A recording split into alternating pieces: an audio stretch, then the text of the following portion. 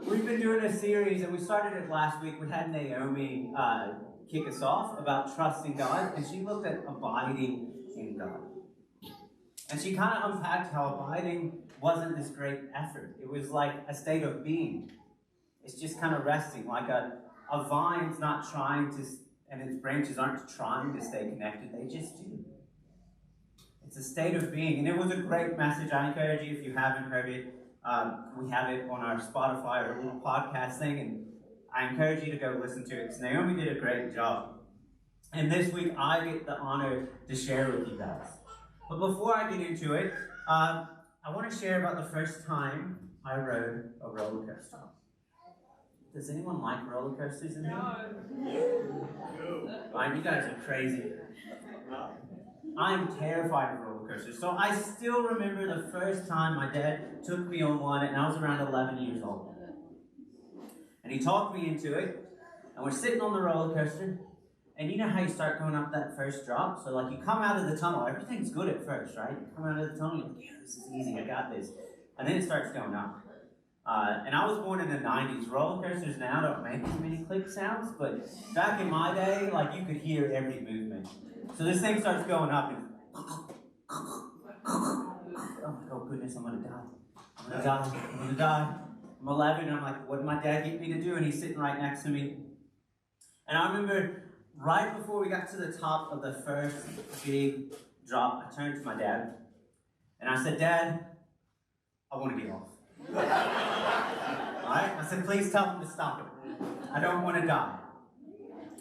My dad responded with, sorry, son, I can't do anything. You'll be alright. You just have to trust me. And you can close your eyes if you get too scared. So that was my dad's advice, right? He couldn't help me out at that point. And remembering this as a kid, I remember I was like, what are you on about, you old man? This thing sounds like it's about to break down, and then I'm doing loop-de-loops. I'm a tiny 11-year-old. Like, I think I had to stand on my tippy toes to, get approved to go on. So I'm thinking I'm going to fly through the thing or something. And it's like, man, you are crazy. But thinking of this story makes me realize that it's easy to trust when we're not in a storm, right? And the roller coaster for me was a storm. Everything was rosy at first, but then we started going up that big hill and I got a bit scared. And I reckon we have storms in our own lives as well. And it's easy to trust when there's no storm. So it was easy for me as a kid to trust what my dad said when there's not big stuff going on. I just went with it. But when there's big stuff going on, it gets harder. And I reckon as Christians, it's easy for us to trust God until there's a storm that appears. Then our trust gets rattled. Kind of like my trust in my dad was we're getting close to the top of the roller coaster. So my question for you this morning that's behind me is, how do we trust God in the storms? And I think this is an important question to ask ourselves. It's an important question to explore. Because as I've gotten older, and I'm not too old, I can't say that I'm old in here. I mean, everyone's wiser than me, so I can't say I'm wise, so I'm not old. But I'm turning 33 on Tuesday, so that feels old to me, but I know that's all relative. But in my life, one thing I've figured out is that storms are the one constant throughout life. You're going to have storms in your life. You're never going to have a perfect life. You're going to have something come up. You're going to have a challenge. You're going to have something you have to rise above. So it's important that we look at how do we trust God in these moments, right? How do we trust God when the storm's all around us? When we feel like we can't escape it? When we try to be like a cow. So bear with me for a moment. Cows do something when they can sense a storm like most animals. When a cow senses a storm, a cow runs away.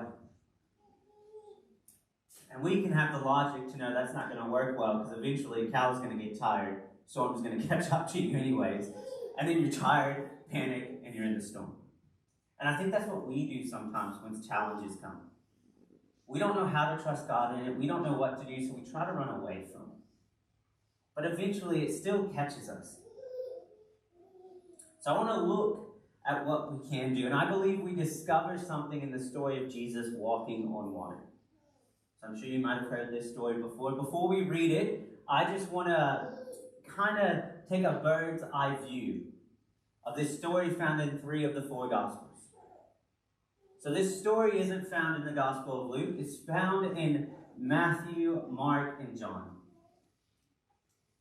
And the story of Jesus walking water, if you want to look up where exactly it is in each of those Gospels, in Mark, it's in chapter 6, verse 45 to 53. Matthew's chapter 14, verse 22 to 34. And John is chapter 6, verse 15 to 21. And it's interesting, Luke doesn't include this story. It's the only gospel that kind of leaves this story out. So I guess when Luke was, getting his together, he's like, oh, they said enough. I don't need to put anything in there. But I think that's interesting for us to know because it must be an important story. Another thing to point out is this story, strangely, is always found in the same spot in every gospel. It's found right after Jesus feeds the 5,000 men. And I put men there because back then, forgive me, back in the old days, they didn't count women and children, so they just counted men. So there's 5,000 men, so who knows, if you add in kids and stuff and everyone brought a +1, we're probably close to 10 or 20,000 people Jesus just fed. But it's always found after this. Because after this moment, Jesus kind of sends the disciples ahead, and he's like, look, you guys go ahead, cross the lake without me, I'm going to catch up. I'm just going to, say goodbye to these folks, They were pretty impressed with what he just did and some of his teachings. And it's always found in this spot. And another thing that's interesting is all the stories are similar, but different. I know, that's a really smart sentence, isn't it? But it's true, all the stories are similar, but they're different. And Matthew's is the only one that includes Peter's response to Jesus walking on water. So Matthew and Mark are really similar. All you have is Matthew's put in this response Peter has. John, he's a little bit out there. I feel like John I can relate to. I feel like he would have loved Marvel movies. Because he's got this picture he creates of Jesus walking on water, and when he gets to the boat and steps in, the boat teleports to land. Which just makes me think of a Marvel movie. Jesus had superpowers in that moment. So I can get why John wrote it like that. But it's important for us to note, out of these 3 stories, only one includes the response of Peter. And that's Matthew's gospel. And with all this in mind, I want to take a look at the Gospel of Matthew and what it says about Jesus walking on water. So let's read that together. And it says this: immediately he made the disciples get into a boat and go ahead to the other side, while he dismissed the crowds. And after he had dismissed the crowds, he went up the mountain by himself to pray. When evening came, he was there alone. But by this time the boat, battered by waves, was far from the land, for the wind was against them. Now I want to pause here because I think there's something interesting. I think it's really interesting that after this mountaintop high, the disciples encounter a storm. I don't know if you've ever experienced that. You have these mountaintop high moments, and then next minute, a curveball gets thrown at you. A storm comes out of nowhere. Now, it can look like different things. I know for me, I've been to enough church conferences, and they're all great, but you go to them, and you're like, yes, I'm going to change the world. I got this. Jesus and me are going to change everything. And then 2 seconds later, you go back home, and you're just... something happens. It's like the air is sucked out of you. And I find this funny because I think this happens over and over again. We have these mountaintop highs, and then a storm comes. And it doesn't matter what the high is. Even when I look back when I was 19 and my oldest son was born, that was a mountaintop high. But then there was the storm of when the hospital let me walk out with him without, telling me too much what to do. There was this level of trust. I was a kid holding this tiny thing. That was scary. That was a storm trying to figure out how to look after a kid. And still trying to look after a teenager now, which is, oh my goodness. Sorry, I just need a minute. I'm good. Now let's keep reading. This is what we read next. And early in the morning he came walking toward them on the sea. But when the disciples saw him walking on the sea, they were terrified, saying, "It is a ghost." And they cried out in fear.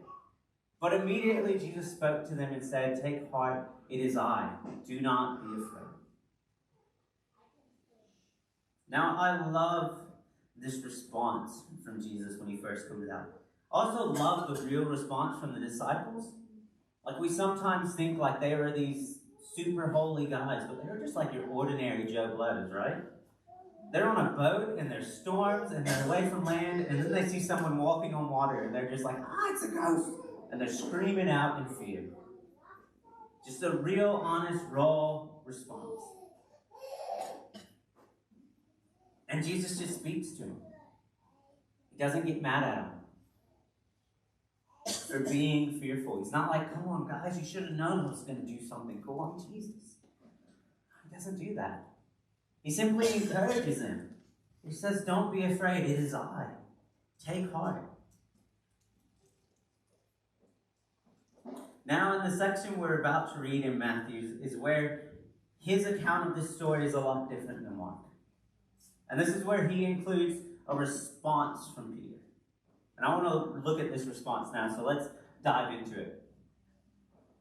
Peter answered him, "Lord, if it is you, command me to come to you on the water."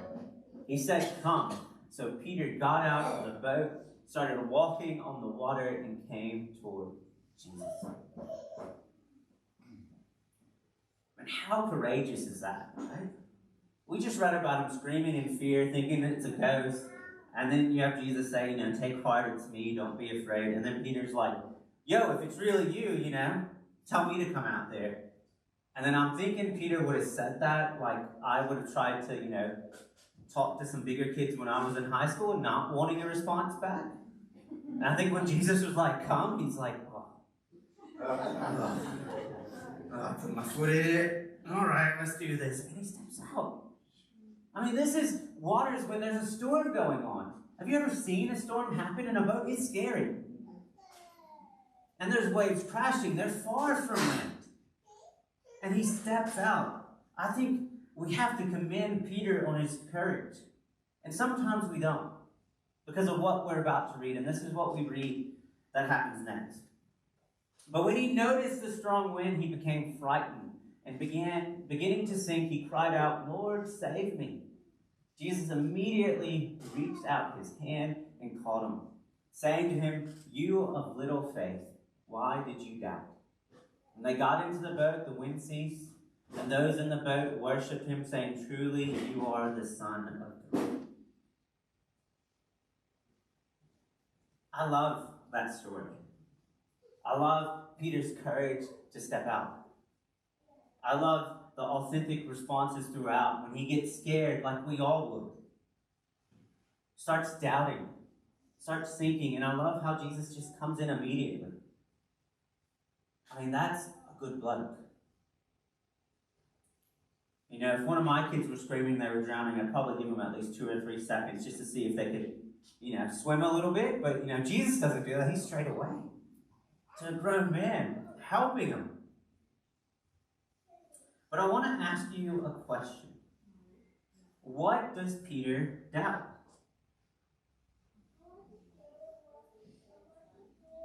What does Peter doubt?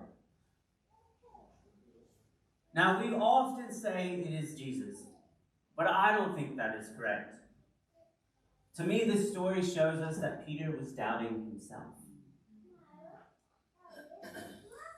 To me, it's why Jesus lifts him up and says, "You of little faith, why did you doubt?" Surely, if he was doubting Jesus, Jesus would have just put on another 2 letters, me. "You of little faith, why were you doubting me?" But he doesn't.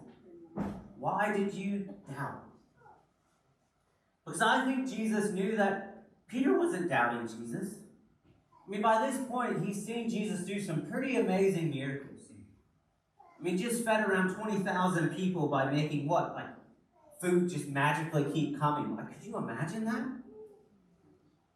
So I don't think there's any way that in this moment, Peter's doubting Jesus. I think he begins to doubt himself. And I think we too often do the same thing in the middle of the storm. Because Peter was in a storm when he stepped out of the boat. I kind of feel like he put his foot in it, and then Jesus kind of called him out of it, like, come. And he's like, okay. He's in it. He steps out. He's in a storm. And he's doing all right at first, but then he looks at the storm around him, and he starts to sink because he starts to doubt himself. And we do the same thing when we're in tough times. We start thinking things like we aren't strong enough. We're not good enough. I can't get through this. I don't know how. I'm just a failure. All I do is mess things up. We start having these really negative things go into our heads. But I believe it's hard for us to stay in this negative place when we really dive in to this story and what God thinks about us. There's a theologian, and you can see he's from way back, so that's way before my time, so I never met this guy. Honors of Otten is his name. And there's other early church fathers and theologians who made similar kind of arguments, but he made an argument about the incarnation that I believe can help us see something that we often miss. For him, he argued that incarnation was not ordained as a remedy for human sin, but to secure the divinization of humanity. Humanity needed to be made divine with or without the fall. Now, that's me paraphrasing a lot, but that was kind of his argument. Like, yeah, there was a fall and there was sin, but either way, God wanted to make us divine.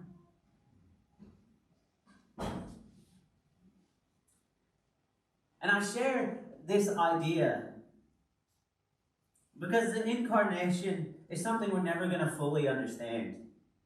We're never going to find the perfect way to explain it. There's no theologian that can ever do that. It's something that's a mystery that's too hard for us to completely comprehend. But I think in Autumn's argument, it shows us something that directly impacts our confidence in the storm. This idea that he just presented shows us that God chose us, knowing we have a divine spark which is meant to be a flame. So in the Jewish tradition, there's this idea that there's this divine spark placed within every human being when God made him. It's from that line in Genesis where God says, he made us in their image. So they ran with that and said, all right, if we have their image in us, that means we all have a divine spark. And I think every person does. And I think God knew that. Now, I'm not in any way saying humanity is perfect and we don't need God. We need God. But I think sometimes we go too far on the flip side of that coin and we put ourselves down like we're some filthy piece of trash. That we're not worthy of anything. And I don't think that's completely true. Yeah, we mess up. We all fall short. We all need grace. But at the end of the day, God chose us.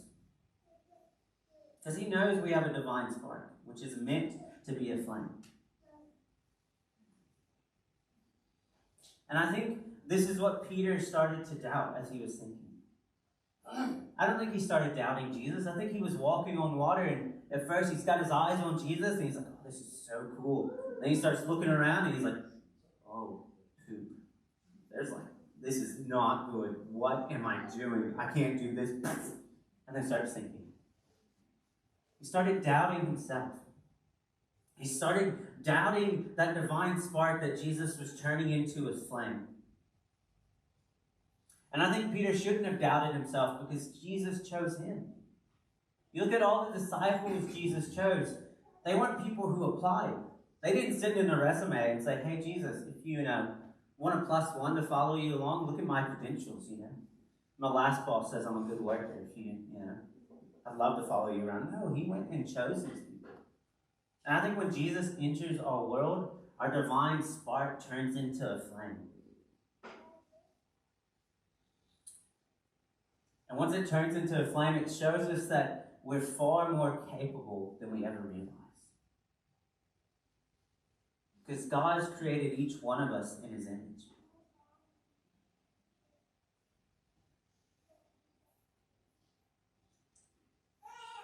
And He sees us as amazing things. And we often forget the Genesis story. What did God do after He made everything? Does everyone remember the words? It is what? It is good. He didn't say it is bad. I better go clean it up. Oh, that human there. Oh, that Adam. Oh, should have made him a bit taller. Oh, I didn't think about that. Okay, we're starting on version 2.0. Just, wait. No. He steps back and he goes, it is good. He sees us as good enough. He sees us as valuable. He knows our innermost being. He knows how He created us. He knows there's a spark waiting to become a flame if we just let Him in and sit with Him. I believe the climax of creation happens repeatedly when we see ourselves the way God does. And we trust it in our heart, in our head and heart. And I say head and heart because head knowledge isn't everything. Have you ever met people who probably have all the knowledge in the world, but they just don't ever act it out? I think that's when we don't have it in our head and heart. I think if we have this in our head and heart, it's these climactic moments where we're sitting with God in our quiet time, hearing Him say, it is good. You are special.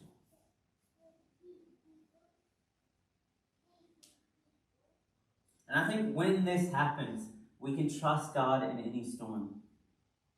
Because we know how God created us.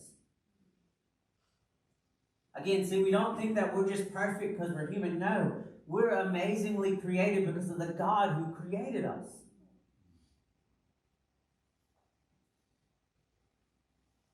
Anything that I do that's good of worthy comes from God creating me that way. And that doesn't mean I'm worthless or anything like that. And it doesn't mean I can do it without God. I need God to bring out the stuff within me that He created. But I do bear His divine image. So He looks back and thinks I'm special. Not just in the way my friends used to tell me I was special in high school, like the real special way. No, that doesn't help either, does it? Oh God, I've messed up. I should have chose a different word. See, I should write out my sermons better, Steve, right? Instead of just saying unpacking it and having little points that might help me. Well, what's a better word? Now, let's go with your special. There you go. You can. But God really does think we're all special. And I think we get glimmers of the, disciples and apostles understanding this. I believe, for Paul, he got this. If you look at Paul's story, I think he's one that in his story, he got so encountered by the love of Christ, and he sat and he meditated on it, that it completely transformed his life. And I think he knew this. I think he knew how God created him. And I think it's why in Romans 8:37, we read him writing, "No, in all these things we are more than victorious through Him who loved us." There's a man writing that who's probably more than likely in jail when he's writing that. Or he's got a scribe, so he'd be telling someone else to write it. But still, he's in jail saying that. He's having friends get killed. Yet he writes that. And I think it's because Paul knew in his head and heart how God created him. And when we realize that, there's no storm that can stop us. It doesn't matter what life throws at us. We're going to be more than conquerors because that's how God created us to be. God created us as more than conquerors.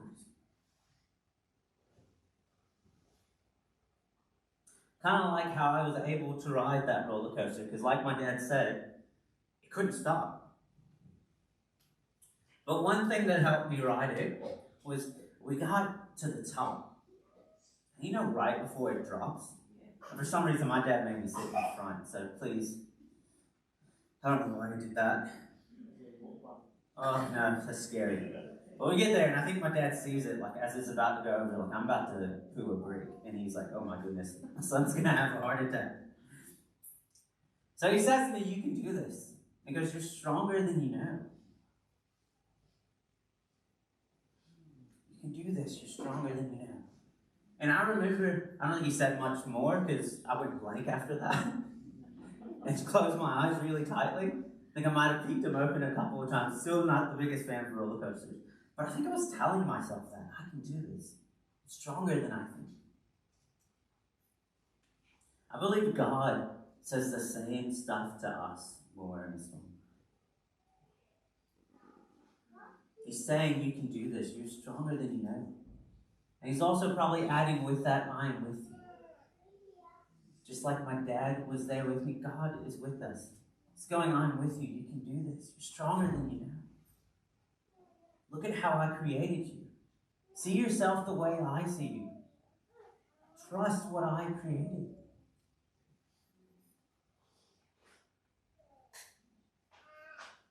So when the storm comes, we need to focus on God and trust how God sees us. Because I think then we can get through any storm that comes our way. Not because we're great, but because God's great. And He made us in His image. And when we lean into that and realize how God sees us and move in that space, we're able to do things we never thought we could. And I'm sure there's stories around the room, if we went around the room, where different people might have rose up to stuff they never thought they could. But they leaned into what God saw about them, and they might probably had some people around them telling them that they could do it. So I want to encourage you with that. When the storms come, I want you to trust God and trust how He made you. Trust how He sees you. Because He sees you as awesome. He sees you as special. The good kind of special. And I think we need to remember that. Because I think too often, and Yasmin kind of touched on it, I think in the day and age we live in, you can go on Facebook or Instagram and you see people's perfect life. And you go, my life's not like that. Like for me, it's all the time when I see family photos and, you know, the worst ones of all the families sitting around the table happily. Teenagers and kids, that never happens. Like, how do you do that? Do you glue them to the chair? Like, what? Oh. So we can see stuff like that and go, we're not good enough. I'm failing. But I think we need to remember how God sees us and how He created us. And trust that. Because then we can get through the storms that we face. Because the storms are going to come. And we don't need to always be like a cow that flees from a storm. We need to sometimes be like a bull. Because a bull does something different. Charges through the storm. And that's what we need to do. We need to charge through the storms when they come. Because A, that's going to make the storm get over quicker. And then B, we can trust how God made us. And He's made us as more than conquerors. So we need to trust that. And allow Him to help us. And I'm just going to close in prayer, and then we're going to do, I think, a couple songs or one song. And we'll get surprised again. But I'll just close in prayer. God, I thank You so much for who You are. I thank You for how You created each one of us. I thank You that You see all of us as special. I thank you in a world that seems to throw stuff at us to say that we're not good enough or we're not worthwhile, that you sit back and you say we are good enough. We are worthy. That's why you chose us. Because you knew there was a divine spark waiting to be turned into a flame if we just let you in. You came and made a way for that. I pray that you'll help us remember that as we go through the storms. Help us avoid from running away from these storms, and instead let's charge towards them. Knowing who you are and trusting how you see and create us. Knowing that you can bring stuff out of us that we never could have imagined. And I just want to lift up everyone here and just pray that you'll remind us that when the storms come, when we see them out on the horizon. Help us be brave like Peter was and step out of the boat. And in the moments when I'm sure we're going to doubt just like Peter did, I pray that you'll immediately lift us up. And you'll ask us, why did you doubt? And you'll remind us how you see us. In your amazing name, amen.